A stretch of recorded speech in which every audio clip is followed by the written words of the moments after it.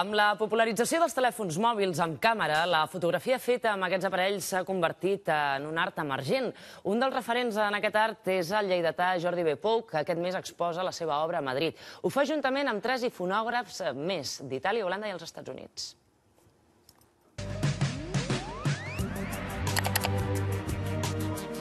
Cocoboko, igual que l'illa de Moby Dick, no surt als mapes. És l'univers particular de Jordi B. Pou, el seu dietari amb imatges que va iniciar fa un any i mig.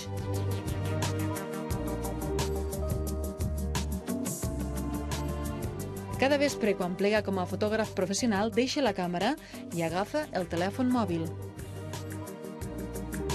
No necessita anar gaire lluny. La primera foto la troba a la porta mateix de la feina, en aquest carrer on també hi té casa seva i donant sortit bona part de les instantànies. Hi ha una cosa que és bàsica amb els telèfons mòbils i que no havia succeït fins ara, que és ajuntar amb un sol aparell la càmera, la possibilitat de treballar aquesta imatge amb unes aplicacions, amb uns programes, i la possibilitat de tenir una connexió a internet que et permet automàticament compartir-la, enviar-la, ensenyar-la. Aquests 3 punts és la primera vegada que es donen amb un sol aparell. I aquest és, sens dubte, el futur de la fotografia. Les fotos poden sorgir d'imprevist, en qualsevol moment i racó. Amb el mateix telèfon les retoca. La majoria les deixa en blanc i negre i de forma immediata les penja al seu blog. Un blog on hi ha acumulat més de 700 instantànies.